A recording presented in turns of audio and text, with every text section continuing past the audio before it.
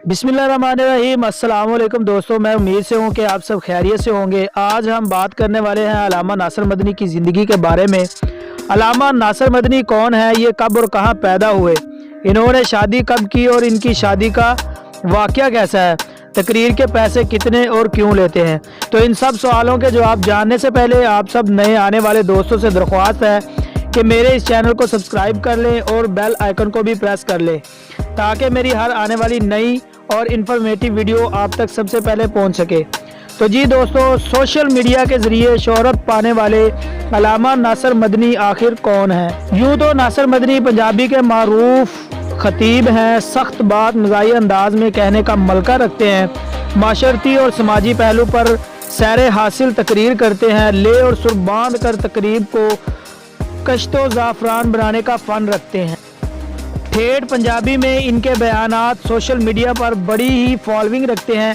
पंजाबी के अशार पढ़ते हैं, वाक़यात सुनाकर तरगीब देते हैं। जब इनसे इनकी पैदाइश के बारे में पूछा गया तो इन्होंने बताया कि मेरी पैदाइश पंजाब के इलाका कामोकी में हुई। मैंने 10 साल की उम्र में पहला जुमा पढ़ाया था। इब्तदाई तालीम अल्लामा अशरफ अली रिजवी से अपने इलाके की मस्जिद से हासिल की। शहजादा रोड पर वाक़या मस्जिद में इमामत की। इसके बाद 2005 में यूट्यूब पर बयानात का सिलसिला शुरू किया और फिर गुजरावाला चला गया, वहाँ 7 साल तक जुमा पढ़ाया। बाद में फैसलाबाद और फिर लाहौर कैंट की जामिया मस्जिद तकबीर में मस्जिद जुमा पढ़ा रहा हूँ। और फिर जब इनसे इनकी शादी के बारे में सवाल किया गया तो इन्होंने बताया शादी मैंने 2 अक्टूबर 2010 को की थी।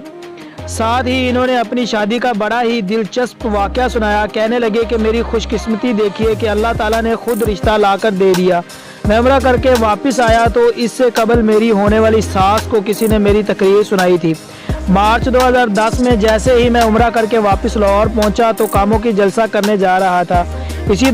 इसी दौरान रिश्ता कराने वाली ने मुझे रास्ते में रोका और कहा कि आपको एक घर चलना है। तो मैं चला गया। वहाँ मेरे ससुराल वाले खड़े थे। मेरी सास ने मेरा घर बार देखे बगैर कहा कि हम इसे अपनी बेटी का रिश्ता देंगे। अब मेरे 3 बच्चे हैं, एक बड़ा बेटा और 2 बेटियां हैं। एक मज़ाहिया अंदाज में सवाल पूछा गया कि आप अपनी तकरीर में जानवर और मक्खन क्यों कहते हैं। तो इन्होंने बड़ा ही प्यारा जवाब दिया कि मैं अपनी तकरीरों में बहुत ही सख्त बातें करता हूँ। जब इससे कबल बच्चों को मुखातिब करता हूँ तो इन्हें प्यार से मेरा मक्खन, मेरी मलाई और मेरा चन्न कहता हूँ। फिर यूँ इनको मेरी बात बुरी नहीं भली लगती है।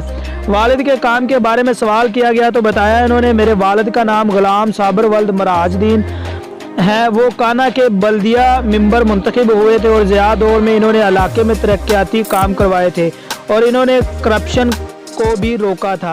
23 साल कबल वो फौत हो गए। तकरीर के पैसे क्यों लेते हैं, मेरे इस सवाल के जवाब पर इन्होंने कहा कि मैं यतीम खाने को फंडिंग देता हूं और तीसरा हिस्सा अल्लाह की राह में वक्फ करता हूं।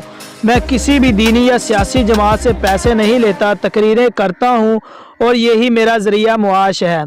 अपनी लग्जरी गाड़ी में सफ़र करता हूं, ड्राइवर और कैमरामैन हमेशा साथ रहते हैं, इसलिए मैं पैसे लेता हूं। अगर पैसे ना लूं तो मैं फिर क्या करूं। मैं उम्मीद से हूं कि आपके लिए ये मेरी वीडियो काफ़ी इन्फॉर्मेटिव रही होगी। इसी के साथ मोहम्मद रिजवान को दीजिए इजाज़त। मिलते हैं इंशाल्लाह एक नई वीडियो में, तब तक के लिए अल्लाह हाफिज़।